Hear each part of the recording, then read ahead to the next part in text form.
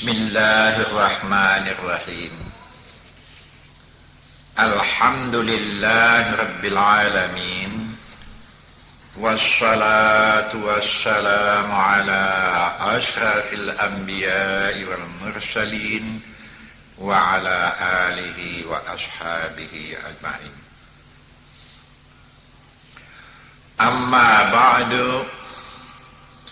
Rabbi shrah li sadri wa yassir li amri wahlul 'uqdatam min lisani yafqahu qawli. Assalamualaikum warahmatullahi wabarakatuh. Tadi sudah saya sampaikan ya, pergi berhaji dan berumrah. Haji umrah pelaksanaan lain-lain ya, walaupun ada sebahagian persamaan. Ingat, harta yang dibawa hendaknya adalah harta atau uang hasil pencarian yang halal lah. Bukan dari harta yang yalah, apalah kalimat yang saya pakainya. Jangan duit korupsi, ya, duit halal lah ya, duit halal.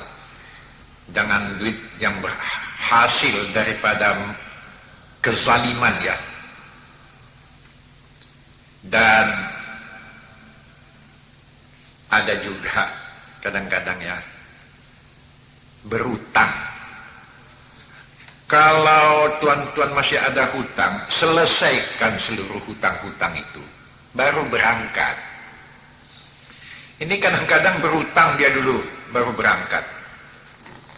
Tidak mesti macam itu ya. Bahkan orang yang mau berangkat, selesaikan hutang dulu.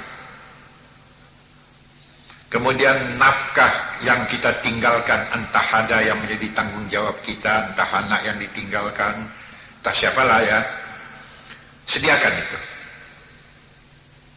Barulah berangkat dengan harta yang macam itu.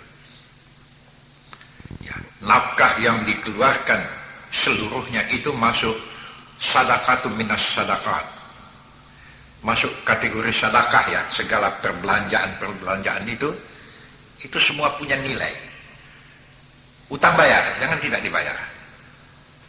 Kalau sempatlah tuan-tuan mati di Mekah mengerjakan haji, tapi utang yang ditinggalkan tak dibayar lebih dahulu.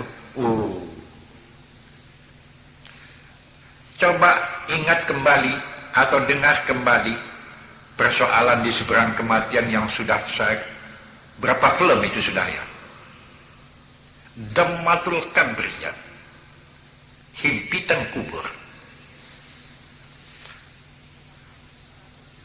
Itu di antara orang yang mendapat jepitan kubur, dammatul kabri, jepitan kubur, sahibuddin. Orang yang meninggalkan hutang padahal dia mampu membayar. Orang yang pergi ke Makkah umumnya orang banyak duit itu. Bayar hutang dulu, berangkat, jadi bersih. Itu satu di antaranya yang ingin saya ingatkan kepada kita yang atau kepada calon-calon jamaah haji yang akan berangkat ya, selesaikan hutang piutang sama sekali dulu ya. Kalau mungkin bawa perbelanjaan yang lebih banyak, karena bersedekah di sana dengan bersedekah di sini, wah, nanti saya bacakan hadisnya, bahasa 100.000 kali gandanya dia ibadat di sana tuh. Masuk sedekah pada fakir miskin, sedekah selama dalam perjalanan, terutama waktu berada di tanah suci. Jagalah ibu-ibu, bapak-bapak, jagalah jangan sampai menyusahkan orang lain dalam perjalanan kita. Jangan sampai menyusahkan orang lain. kalau boleh menjadi orang yang membela teman-teman, memberikan pertolongan, itu. Kalau sampai menyusahkan orang lain, ini sudah tidak betul lagi. Apa yang bisa kita kerjakan sendiri, kerjakan sendiri. Kalau perlu diminta tolong sama orang, balen dia. Kita membagi. Ya, berlakulah. Tolong orang lain sedapat mungkin. Dan kerjakan keperluan sendiri walaupun sukar melakukannya. Kecualilah dalam hal-hal yang tidak mungkin. Ya, kita minta pertolongan, apa boleh buatlah. Tapi berilah pembalasan, berilah hadiah. Seluruh masa yang kita lalui dalam perjalanan, pergaulan, berlakulah lemah lembut, sopan, senantiasa bermanis muka, berbanyak sabar, istiqamah. Bersikaplah selalu terhadap teman seperjalanan. Jika ada mereka yang terlupa, ingatkan dengan nada yang manis. Jika ada yang sedang naik emosinya, kita ikut menyabarkannya, bukan ikut mengipas. Ini pengalaman saya yang saya lihat ini ya. Jika ada yang lemah semangatnya, coba semangatkan dia. Kalau ada yang nampak bersedih hati, hibur. Apalagi kalau kita lihat yang sedang sakit, kita ikut menolong dan mencarikan obatnya. Dan saya menghadapi, ada di antara teman saya, sahabat saya, yang kehilangan duit di sana. Nah, pada waktu itu, gotong royong kita rame-rame untuk memberi dia perbelanjaan. Kena curi ya. Disimpannya duit di kantong, entah bagaimana kena curinya, saya pun tak tahulah. Tahu-tahu koyak bajunya itu, kantong baju itu koyak. Menangis ya setengah pangsan. $300 Amerika hilang. Makanya di rantau yang begitu jauh. Paksalah. Teian. Teian ini artinya sikit orang sikit. Walaupun tidak dapat menutupi yang $300 itu, tapi separuh begitu kembali juga. Nah, inilah memberikan bantuan pada orang-orang yang pantas dibantu, ramah. Inilah hal-hal yang harus dijadikan pegangan, baik dalam mengerjakan haji, atau mengerjakan umrah, atau mengerjakan haji dan umrah sekali jalan. Saya dalam mengerjakan haji ini ada beberapa cara ya, gitu. Ada yang disebut dengan haji ifratnya, ada yang disebut dengan haji kiran, ada yang disebut dengan haji tamattu. Baik umrah, baik haji, wajibnya hanya 1 kali seumur hidup. Mengulanginya sunat. Ya. Ingat, kamu di waktu itu fi sabilillah.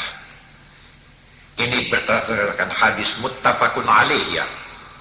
Hadis riwayat Bukhari, Muslim mengenai persoalan haji atau umrah. Bunyi hadis itu kira-kira begini. Su'ila Rasulullah, ditanya orang Rasulullah. Ayyul a'mal afdal ya Rasulullah? apakah amal yang paling utama ya Rasulullah? Qala imanun billahi wa rasulih,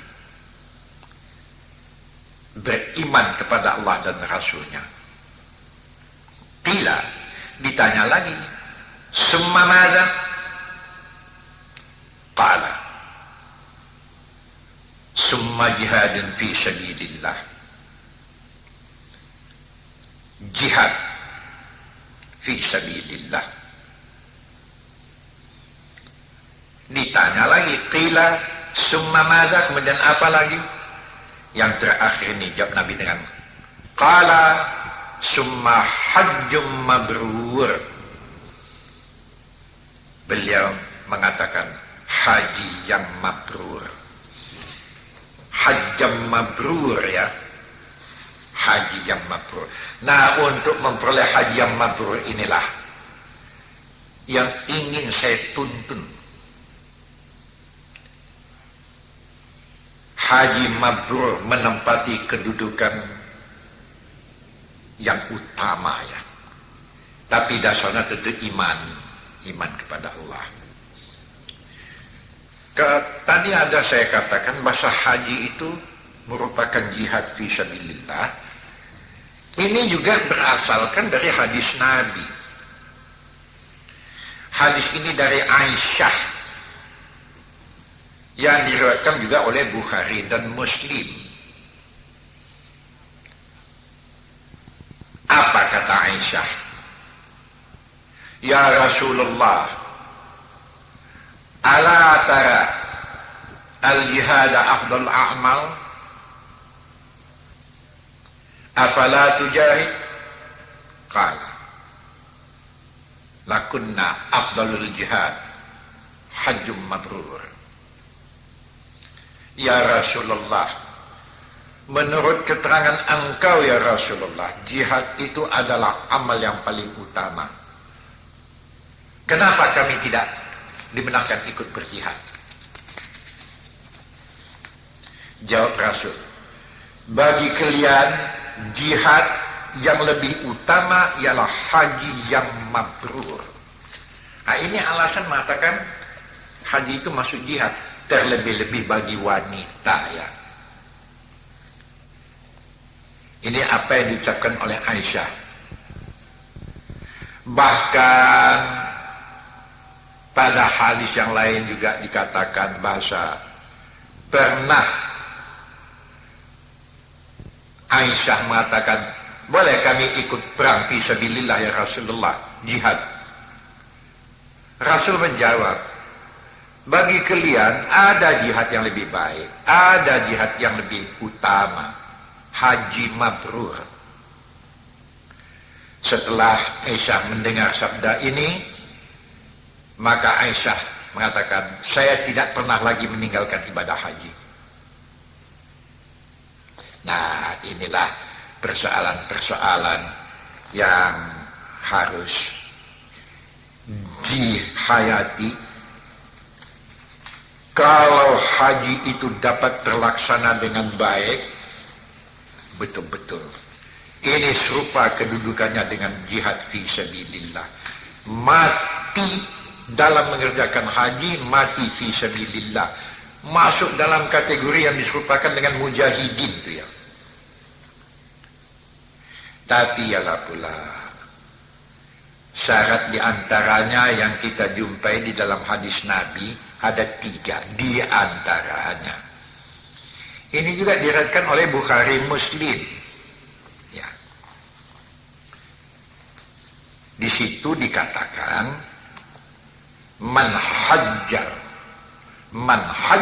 baita falam yarfus walam yafsuk kharaja min zunubi kayaumi wulidatku ummu. Kan hebat itu ya. Orang yang mengerjakan haji, mengunjungi Baitullah. Al-haji itu artinya mengunjungi Baitullah ya. Tidak berbuat dosa, tidak berbuat noda, rapasa, fusuka. Dia keluar dari dosanya, suci. Seperti dia sucinya lahir dari kandungan ibunya.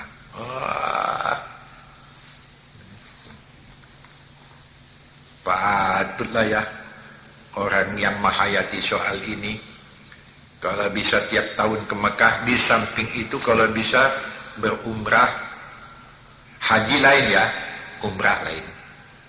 Ya ada wajib haji, ada rukun haji. Kalau umrah, itu kalau kita mengunjungi di luar bulan haji, umrah, masuk ke Mekah pakaian ihram, sampai di Mekah, ya ihram dengan maksud umrah ya. Tawaf di Baitullah keliling 7 kali. Kemudian sa'i, Safa Marwah, dari Safa ke Marwah dihitung 1 kali. Balik Marwah Safa, jadi pergi balik dihitung 2 kali itu ya. Safa sekali dari Marwah ke Marwah, balik ke Safa, jadi 7 kali ya. Diakhiri nanti di Marwah. Kemudian tahallullah dia, bersyukurlah dia, selesai sudah umrahnya. Cuman itu saja. Tapi lain haji. Haji mempunyai waktu yang tertentu dan berihram wukuf di Arafat. Setelah wukuf di Arafat pada waktu yang tertentu, kemudian berangkat pada malamnya atau paginya pun boleh terserah, menuju Masy'aril Haram, itu di Muzdalifah. Kemudian tanggal 10 berada di Mina, 10 Zulhijjah ya. 9 Zulhijjah tengah hari itu sudah harus berada di Arafah dalam pakaian ihram. Itu perbedaan haji dengan umrah ya. Walaupun dia berada di Arafah tapi tidak dalam pakaian ihram, juga hajinya tidak sah. Atau dalam pakaian ihram tapi tidak pada waktu itu, 9 Zulhijjah sampai terbenam matahari. Kalau tidak di waktu itu berada di Arafat, walaupun dia pakaian ihram, hajinya juga tidak sah. Nah itu haji, lain umrah ya. Kemudian berangkat ke Mina, melewati Muzdalifah, yang di dalam Quran disebut dengan Masy'aril Haram. Itu di Muzdalifah. Besok tanggal 10 melontar jamrah. Ada 3 jamrah. Jamratul Ula, Jamratul Wusta, Jamratul Aqabah. Ada 3 jamrah di sana. Hari ke 10, 11, 12, ya selama-lamanya sampai hari 13 Asar, baru berangkat, baru tawaf dengan niat haji 7 kali keliling, baru sa'i, Safa Marwah, baru tahallul. Itu perbedaan antara umrah dengan haji. Jadi haji harus dimulai pada waktu yang tertentu di Arafat dengan ihram. Kalau umrah tidak, pakai ihram saja kita memasuki Masjidil Haram, tawaf keliling 7 kali, sa'i Safa Marwah, bersyukur, selesai. Itu perbedaannya. Oh, ini semua ada mempunyai latar belakangnya. Semua ada latar belakangnya. Ya. Yang latar belakang ini nanti akan saya terangkan juga. Ada hal-hal lagi di samping itu yang perlu saya terangkan. Bahwa bumi Allah yang terhormat atau tempat yang mulia menurut riwayat yang masyhur, 1 Makkatul Mukarramah, Ya, pada tempat itu dilahirkan Nabi Muhammad, dan di situ pula lah terletak kiblat kaum muslimin, Baitullah. Kemudian tempat yang terhormat juga Madinatul Munawwarah. Ya, di Madinatul Munawwarah itulah tempat Nabi hijrah dahulu. Dan di tempat itu juga Nabi diwafatkan, ya, berkubur. Yang sekarang disebut di sekitar Masjid Nabawi. Beramal pada Masjid Madinah itu juga nilai pahalanya tinggi sekali ya. 1000 sembahyang, nilai satu sembahyang. Ada yang mengatakan 10.000, di Masjidil Haram lebih hebat lagi. Kemudian tempat yang terhormat lain itu Baitul Maqdis. Masjid Baitul Muqaddis, tempat perhentian terakhir pada malam Nabi Muhammad di Isra dan di Mi'rajkan. Masjid Baitul Maqdis juga tadinya itu kiblat kaum muslimin ya. Pada permulaan kali Nabi kan Isra Mi'raj membawa perintah salat. Yang salat itu Nabi sendiri mengatakan merupakan anak kunci surga. Jadi beliau berangkat dari Makkah ke Baitul Maqdis, ya, Yerusalem ya. Itu kiblat kaum muslimin pada permulaan. Kemudian dirubah menghadap ke Baitullah di Makkah. Perubahan Baitullah itu ke Baitullah, saya ulangi kembali, kalau tadi menghadap Baitul Maqdis, kemudian menghadap Baitullah, ini terjadinya di Makkah.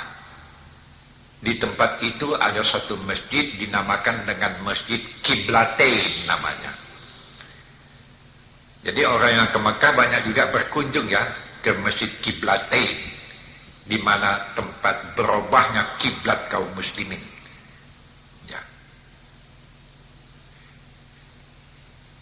Dan inilah yang kaifiat mengerjakan haji itu tentu dengan umrah tidak sama. Persamaannya cuma tawaf di Baitullah, sa'i Safa Marwah, kemudian menggunting rambut, tahallul namanya. Tapi kalau haji ini dikerjakan juga, tapi harus didahului dengan wukuf di Arafat.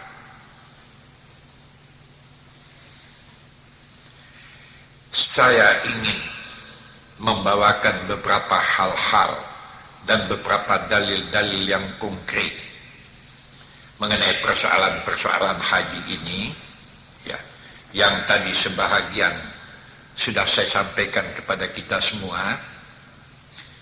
Ya, kalau ayatnya mau dibacakan boleh juga, yang bertangkal dari apa yang saya sebutkan tadi. Inna awwala baitin wudi'a lin-nasi lalladzi bi Bakkata mubaraka wa hudan lil alamin. Ali Imran ya. Di surat haji juga kita jumpai dalil. Di surat haji itu kita jumpai pada ayat yang ke-26 sampai dengan 38. Jadi cukup panjang ya.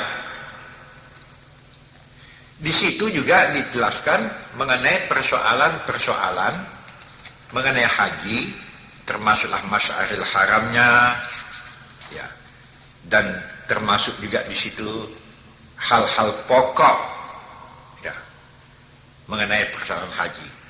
Oh, kalau perinciannya tentu perbuatan Nabi lah yang menjadi contoh ya. Itu perinciannya. Kalau soal-soal perincian, apalagi mengenai jalan-jalan sejarah, itu banyak kita jumpai di buku-buku sejarah. Tapi di dalam Quran juga kita jumpai, tapi sebagian kecil. Gitu. Hal-hal yang semacam ini perlulah diketahui, terutama bagi bapak-bapak, ibu-ibu yang pergi mengerjakan haji. Pelajarilah sungguh-sungguh ya, tidaknya payah mempelajari itu, tidak sukar ya. Hendaknya 2 bulan, 3 bulan sebelum mengerjakan haji itu sudah dipelajari maunya. Di surat haji yang saya maksudkan tadi, coba nanti lihat Quran. Kalau saya tak salah ini di halaman 299 ya, surat haji. Di situ disebutkan juga hal-hal yang diantara hal-hal yang perlu dijaga. Itu perkara rafasa, fusuka, jidala, fil haji tadi. Itu jaga betul maunya ya. Nah, setelah saya menjelaskan soal-soal ini nanti selanjutnya, ada lagi hal-hal yang perlu tuan-tuan ketahui ya, ibu-ibu ketahui. Kalau tadi saya katakan bahasa pekerjaan haji itu menurut hadis Nabi merupakan jihad, dalam perjalanan, dalam mengerjakan haji, kalau saya katakan kesabaran, tapi rukun-rukun haji, wajib-wajib haji, jangan sampai ada yang terlanggar.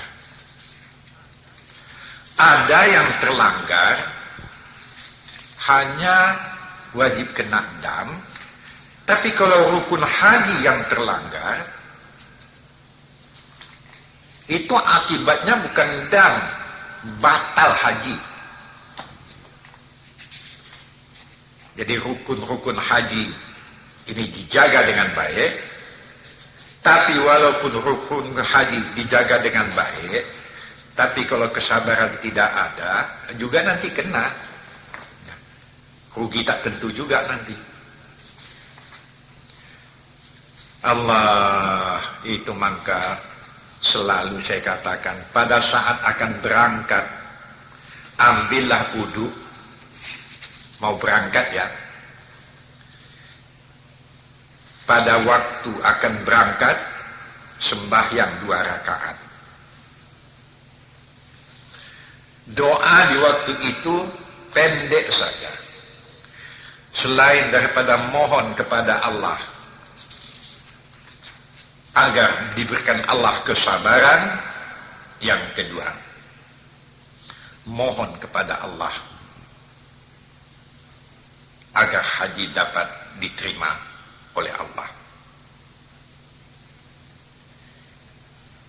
Saya tadi mengatakan di surat haji ayat yang ke-26 sampai kepada ayat yang ke-39 yang berpangkal wa id bawwa'na li Ibrahima makanal baiti alla tusyrik bi syai'a wa tahhir baitiya lit-ta'ifina wal qa'imina war ruk'is sujud. 26. Di ayat ini mengingatkan kepada kita bahasa Baitullah yang Nabi Ibrahim dengan Nabi Ismail membina hingga tinggi sebagai sekarang, ada yang diperingatkan di situ. Allah tusyrik bi syai'a. Jangan sampai engkau menjadi syirik. Inilah pokok utama. Sebab banyak kali orang yang baik, kita bukan menyembah Baitullah ya. Baitullah bukan Tuhan. Yang kita sembah Allah. Cuman kita diperintah menghadap Baitullah. Saya tengok orang kalau sekadar memegang Baitullah, ya oke sajalah. Tapi ada saya lihat dengan mata itu mencongkel-congkel Baitullah untuk jadikan jimat. Oh ini syirik ini maksud ayat ini ya. Jangan sampai syirik. Itu diantara yang saya lihat itu. Ya sampai di sini ya. Mudah-mudahan saja ini menjadi pegangan utuh. Assalamualaikum warahmatullahi wabarakatuh.